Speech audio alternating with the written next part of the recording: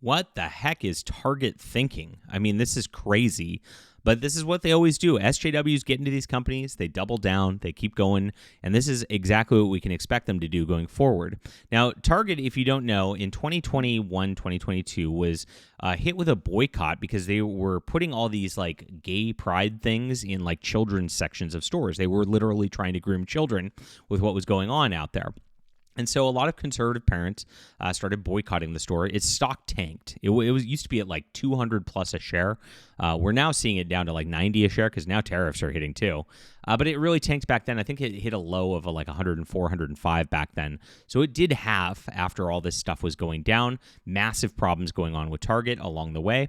And it seemed like the people in charge were not doing anything. Now, this is a Minneapolis, Minnesota-based company. And if you don't know much about Minneapolis, Minnesota, oh my gosh, it's one of the wokest places in the whole world, right? And it really is, if not the wokest place in the whole world. And so they are, of course, just completely into this spot. And now you'd think, oh, Target's going to survive because it's Target. It's everywhere. People need to do their shopping. But as this goes on, they're having a lot of troubles. Their shares tanked again because of a class action lawsuit earlier this year, which was actually built because of this DEI agenda. Because what happened was a lot of the shareholders, investors are going, wait a minute, the people are on the board and the like are pushing this DEI stuff. They're pushing these things over and over and over again. Without regard to the shareholders and without regard to share values. And that's a big problem for us as investors. They're not doing their fiduciary responsibility towards us. So that class action lawsuit is still going. It's still pending. It's still out there. And Target is still where it's at. Let's see, Target stock. Where are we at today before we get too far into this? We're at $93. So it had a little bit of a correction up from its massive low of $88. But you see like the trajectory here of what's been going on. This is year to date. This is 1 year. This is 5 years. So look at this. Back in 2021, it was way up here. Now it's just like at the bottom of the barrel. And they really need to correct themselves if they're going to do anything. So here's what they're doing. They're meeting with Reverend Sharpton amid boycott calls again. Now they're going to get even more boycott calls because this is a big race grifter who's causing a lot of problems, right? And so this is the dumbest thing you could have possibly imagined them doing in this sort of situation. Like, so they've got a lot of fires to put out. And what do we got going right here? So please, guys, hit the like and subscribe button. Join us as we talk about all things in the culture. This is a very important culture war battleground. This is a huge one. And this is my Fandom Pulse Substack where I write with John Trent. We're two of the best journalists in the business working full-time for you. Go into the description below. Sign up for this, guys. It's so important to be here. And if you want to help us and contribute for a paid membership, it's only $5 a month. It's a Starbucks cup of coffee. And we're the only ones out there really hitting the culture like this and actually really paying attention and doing this. You get like 8 to 10 articles a day. It's really amazing. And yes, we're all supported by people like you because we don't want to rely on Google algorithms or advertisers or anything like that. So it's super crucial. Grab this in the description below. There's free versions as well, just so we stay in touch with you. And we appreciate you being there either way. Thanks for reading, and thanks for watching. So let's get into this news. Target Corporation appears determined to ignore the concerns of its core customer base and investors as CEO Brian Cornell prepares to meet with notorious race hustler Al Sharpton to discuss doubling down on the company's controversial diversity, equity, and inclusions initiatives. This meeting comes despite ongoing boycotts that have significantly impacted the retailer's bottom line over the last year. It's led to a collapse in the stock price, as we've shown.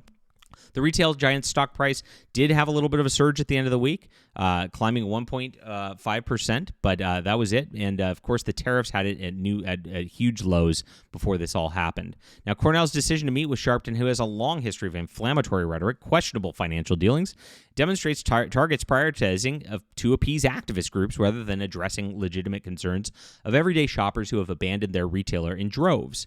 The controversy began last year when they faced backlash over its Pride Month merchandise collection, which included items that many parents found inappropriate for children. Of course, it was grooming stuff. It was very terrible. We've had a huge boycott on this.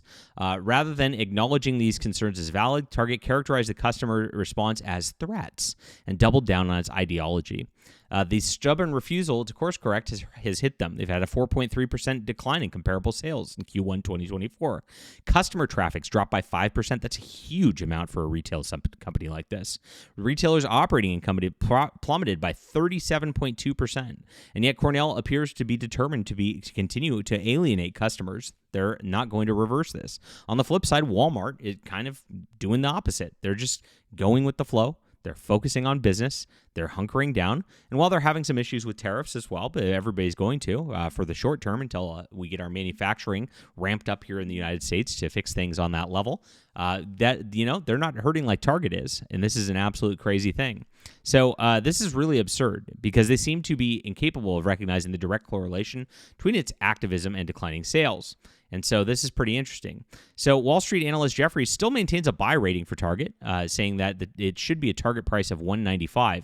So if everything was going well for Target and they didn't have a problem and they were going to be back on track once all the tariff stuff is kind of blown over and the like, he thinks that this is what the company's actually valued at, that this is what they're worth. And so it is an undervalued corporation because investors just have lost confidence in it. And investors have lost confidence because the customers have lost confidence.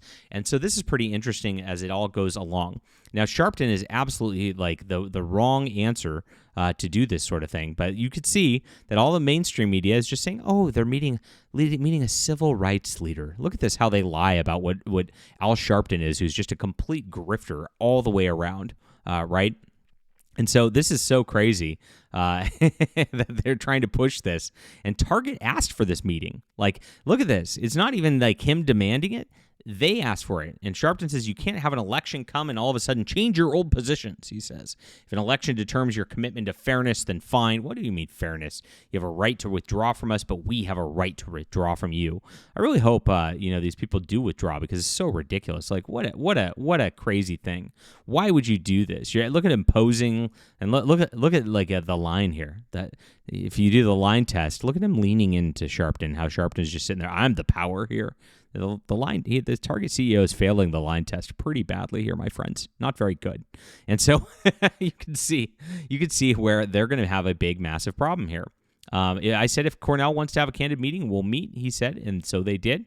And they said it's constructive and candid, whatever that means. It's all corporate doublespeak nonsense bullshit like it always is with these people. And look, if they want to keep circling the drain and losing customers, they can keep doing so. But if they want to correct their course and actually fix the lawsuit, they should be meeting with the people who are running the lawsuit, the investors who are actually going, you are screwing up everything because we don't want this. The customers don't want this. You are ignoring your fiduciary responsibilities. These people all need to be fired for this kind of thing at this juncture. It's absolutely crazy. I would never allow this running a company and then just having all the profits just tanking because of this kind of thing. But hey, these people don't operate off of actually trying to make any money. They try to operate off of literally just their political stuff because they want to reverse the course of the election is really what it comes down to.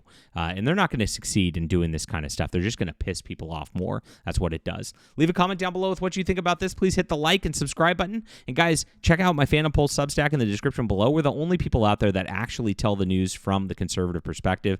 I really appreciate you supporting us so much. We've grown so much over the past few months.